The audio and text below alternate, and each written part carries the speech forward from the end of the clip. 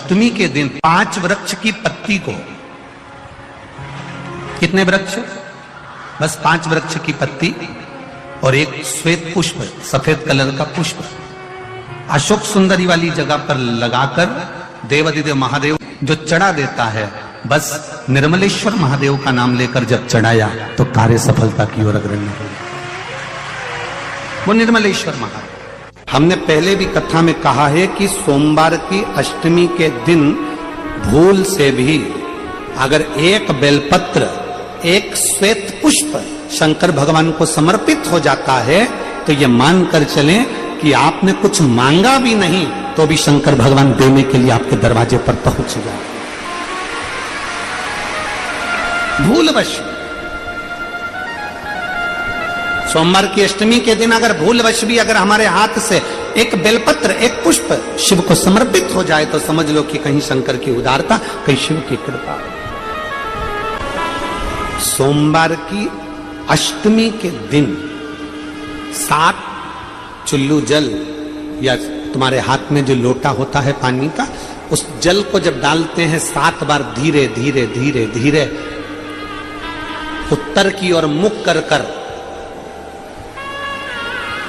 दक्षिण में बैठकर उत्तर की ओर मुख कर कर जब 7 बार जल दिया जाता है, दल चढ़ाया जाता है, 7 वृक्ष की पत्तियों को तोड़कर शिव जी को चढ़ाया जाता है। कितना भी कष्ट का समय चल रहा हो, वो कष्ट का समय कट ही जाता है और कुछ अच्छी खबर मिलती जरूर है, कुछ अच्छा मिलता जरूर है। किस नारी का सम्मान सबसे ज्यादा होता है? कहा, जो दूसरे के लिए समर्पित है। अर्थात कोई आ गया भूखा, भोजन करा दिया, प्यासा आया पानी पिला दिया, बहन बेटी आ गई उनका आदर कर दिया, सम्मान कर दिया, सत्कार कर दिया, कुछ मिलता है। घर में अगर कोई व्यक्ति बीमार पड़ा है, घुटने दुख रहे हो, कमर दुख रही हो, पीठ दुख रही हो, कंधा दुख रहा हो, सिर दुखता रहता हो, आंखों में जलन रहती हो, कोई भी तकलीफ रहती हो, तो सीधी सीधी शिव पुराण कहती है सोमवार के दिन की अष्टमी। कौन से दिन की? सोमवार के दिन अगर अष्टमी पड़ जाए, अष्टमी तिथि, तो 14 दाने चने की दाल के लेकर सोमवार की अष्टमी के दिन उस व्यक्ति पे से 14 बार उतारकर शंकर जी का नाम लेकर शंकर जी के मंदिर में शिव जी पे चढ़ा दो। उस व्यक्ति को शारीरिक कष्ट। सोमवार की अष्टमी के दिन भगवान शंकर को बेलपत्र समर्पित जरूर करना चाहिए, वो भी शाम के समय पर। आप लोग तो जानते होंगे शंकर को बेलपत्र चढ़ाने से किस किस चीज की प्राप्ति होती है, किस किस चीज की प्राप्ति?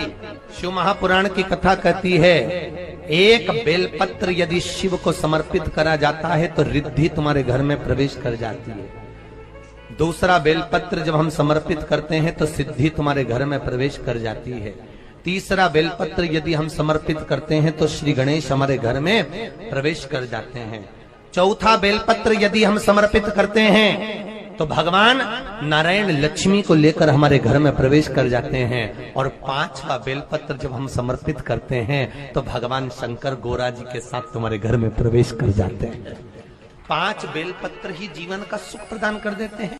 कि सोमवार की जो अष्टमी होती है, शंकर और पार्वती के मिलन का दिन होता है। साल भर में लगभग 4 या 5 सोमवार की अष्टमी पड़ती है, इससे ज्यादा नहीं पड़ती। अगर घर में संपदा लक्ष्मी नहीं आ रही हो, व्यापार व्यवसाय नहीं चल रहा हो, नौकरी सर्विस नहीं मिल रही हो, बहुत तकलीफ हो, 7 बेलपत्री केसर को घिसकर चंदन बनाकर बेलपत्री पर बीच वाली पत्ती पर ओम लिखना है। दोनों पत्तियों पर भी एक आद्यशक्ति जगदम्बा के नाम की केसर की बिंदी लगाना है, दूसरे में श्री गणेश रिद्धि सिद्धि के नाम की बिंदी लगाना है।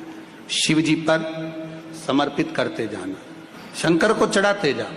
सोमवार की अष्टमी के दिन भगवान शंकर को बेलपत्र समर्पित जरूर करना चाहिए, वो भी शाम के समय पर। शिव और पार्वती के मिलन का दिन होता है सोमवार की अष्टमी। इसमें मां जगत जननी जगदम्बा अपनी 64 योगिनियों को लेकर शंकर भगवान के सामने नृत्य करती हैं जब सोमवार की अष्टमी पर। जैसे शिवरात्रि का महत्व होता है उसी तरह सोमवार की अष्टमी का महत्व होता है। जब 64 योगिनियां माता शंकर भगवान के सामने नृत्य करती हैं तब भगवान शिव उठकर खड़े होकर उन 64 योगिनियों को अपने हस्त कमल पर धारण करते हैं और हस्त कमल पर धारण करते हैं तब उन 64 योगिनियों को लक्ष्मियां प्रदान करती है। लक्ष्मी माता को वो 64 योगिनियां दी जाती है। लक्ष्मी मैया उन 64 योगिनियों को भगवान विष्णु के पास लेकर जाती है। भगवान नारायण उन 64 योगिनियों को ब्रह्मदेव के पास लेकर जाते हैं। उन 64 योगिनियों को ब्रह्मा जी ब्रह्माणी को प्रदान करते हैं। ब्रह्माणी उस 64 योगिनियों को ले जाकर माँ जगतजननी आद्य शक्ति को देती है। आद्य शक्ति उन 64 योगिनियों को ले जाकर शिव को समर्पित करती है। शंकर भगवान की कथा कहती है सोमवार की अष्टमी पढ़ने वाले दिन अगर बेलपत्र पर केसर का भाग लगाकर ओम लिखकर केसर का ही तिलक लगाकर माँ आद्य शक्ति गणेश जी रिद्धि सिद्धि के नाम से 7 बेलपत्र शिव को समर्पित कर लाल वस्त्र में उसको बांधकर, जिसका व्यापार व्यवसाय या नौकरी सर्विस नहीं हो, बहुत कष्ट चल रहा हो, बहुत जिंदगी में दुख चल रहा हो, उसको 2-1 महीना रख कर देखो, बाबा लाइन लगा देगा आपकी संपदा की ओर, आपका हाथ पकड़ देगा। सोमवार की अष्टमी शिव को रिझाने की होती है, भगवान शंकर को मनाने के लिए, शिव को प्राप्त करने का एक साधन।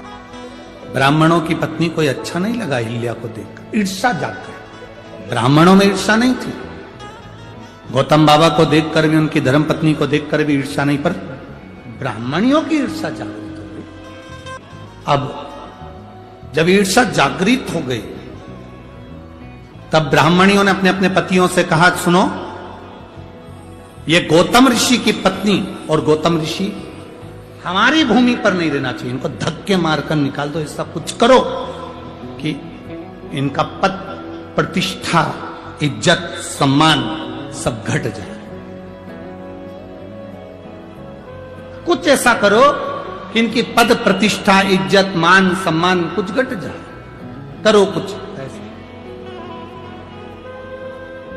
अब क्या करा जाए ऐसा कि पद प्रतिष्ठा इज्जत सम्मान चले जाए? तो ब्राह्मणों ने भगवान श्री गणेश जी महाराज का आवाहन किया।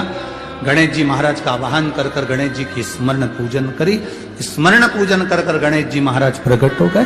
गणेश जी ने कहा मांगो ब्राह्मणों, तुम्हें क्या चाहिए? ब्राह्मणों ने कहा बस एक काम कर दो कि ये गौतम बाबा के ऊपर गौ हत्या का दोष लग जाए, ऐसा कुछ कर दो। गणेश जी ने पूछा कि ये बताओ कि गौतम ऋषि ने तुम्हारा बिगाड़ा क्या? गौतम ऋषि ने क्या कह दिया? गौतम ऋषि ने शब्द कह दिया, गौतम ऋषि ने गाली दे दी, गौतम ऋषि ने अपशब्द कह दिया, या माँ अहिल्या ने कोई अपशब्द कह दिया, या ताना दे दिया हो, या अपशब्द कह दिया हो, या आड़ी टेढ़ी बात कह दिया हो, तो बात दूसरी।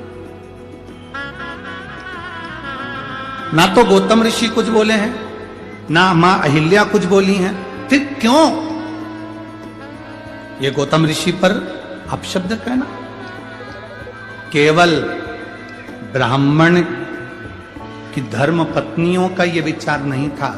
आज के समय में कई लोग ऐसे भी हैं जो किसी को पहचानते नहीं, मोबाइल पर किसी ने बस एक कमेंट्स कर दिया कि ये बेकार है, और लोगों ना जाने ना पहचाने अंदर इतनी ईर्ष्या भरी रहती है कि उसमें लोग बेकार बेकार गालियां अपशब्द ताने आड़ा टेढ़ा कहना प्रारंभ कर देते हैं। शिव महापुराण की कथा कहती है जब तक आप किसी से मिले ना, जब तक आप किसी को देखें ना, जब तक आप उससे बात ना करें, जब आप एक बार भी मिले नहीं, देखा नहीं, ना जान ना पहचान, ना कभी कोई संबंध, ना कोई विचार, ना कभी भोजन, ना कभी पानी, कभी मिले ही नहीं, और उसने कह दिया कि बेकार, और आपने बेकार कहना चालू कर दिया। सोमवार के अष्टमी के दिन अशोक सुंदरी वाली जगह, सबको मालूम है ना अशोक सुंदरी की जगह, अशोक सुंदरी वाली जगह पर 7 हल्दी की बिंदी रख दी जाए, लड़का लड़की जिसका विवाह नहीं हुआ उसका हाथ रख दिया जाए, और वही हाथ के छापे पीपल के वृक्ष पर 5 लगा दिए जाएं। महाराज 3 महीने में उसका विवाह पक्का हो जाता है। सोमवार की अष्टमी का इतना भाव है।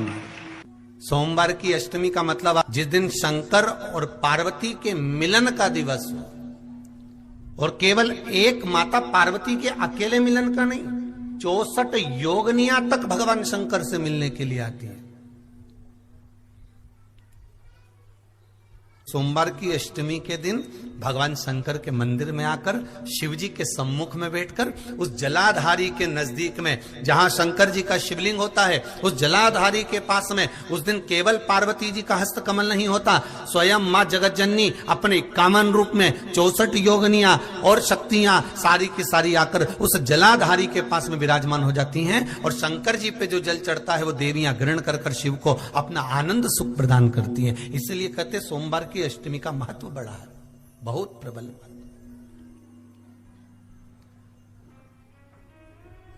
अभी तो कहेंगे एक लोटा पानी चढ़ाने से पीछे मत हटना सोमवार की अष्टमी के दिन। शंकर के मंदिर जरूर जाना, बेलपत्र जरूर चढ़ाना, बाबा से विनय जरूर करना, निवेदन करना, बाबा को पूजन करना, घी का दीप लगाना और बाबा से विनय करना, बाबा मेरी ये मनोकामना है, मैं तो आपके चरणों में समर्पित करने के लिए आया, मेरी ये विनती को स्वीकार कर लो।